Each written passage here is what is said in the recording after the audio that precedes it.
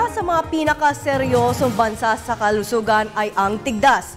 Hindi lamang sa bansa kundi pati na rin sa buong mundo. Sa pag-aaral ng World Health Organization, katao ang namamatay kada oras dahil sa sakit na ito. Panganib na dulot ng tigdas sa kalusugan at ang mga hakbang upang ito'y labanan. Alamin natin sa espesyal na ulat ni Benj Bondo. Kabi-kabila ang kaso ng tigdas na naitala sa bansa. Bagamat hindi alintana ng ilan ang panganib na dulot nito sa kalusugan, hindi dapat baliwalain ang sakit na ito lalong-lalo na sa kabataan. Ang tigdas o measles ay isang sakit na likha ng measles virus. Inaatake nito ang respiratory system ng tao.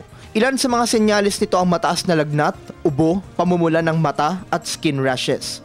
At tulad ng ibang karamdaman, nakamamatay ang mga komplikasyon nito gaya ng pneumonia, diarrhea at encephalitis o pamamaga ng utak. Isa ang tigdas sa mga nangungunang sanhi ng kamatayan ng mga bata sa buong mundo.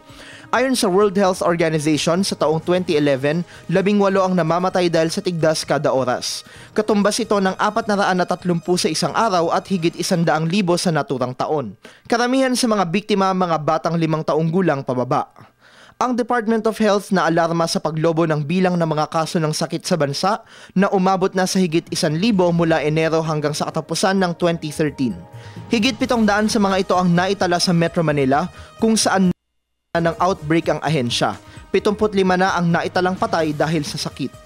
Maaari ring magdulot ang tigdas ng pamamaga ng cornea na magreresulta sa pagkabulag kung hindi ito maagapan.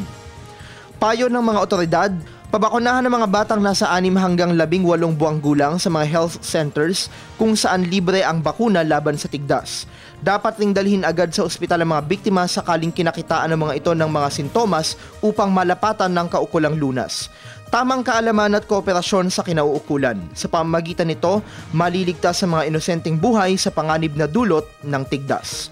Para sa Telebisyon ng Bayan, Benj Bondo.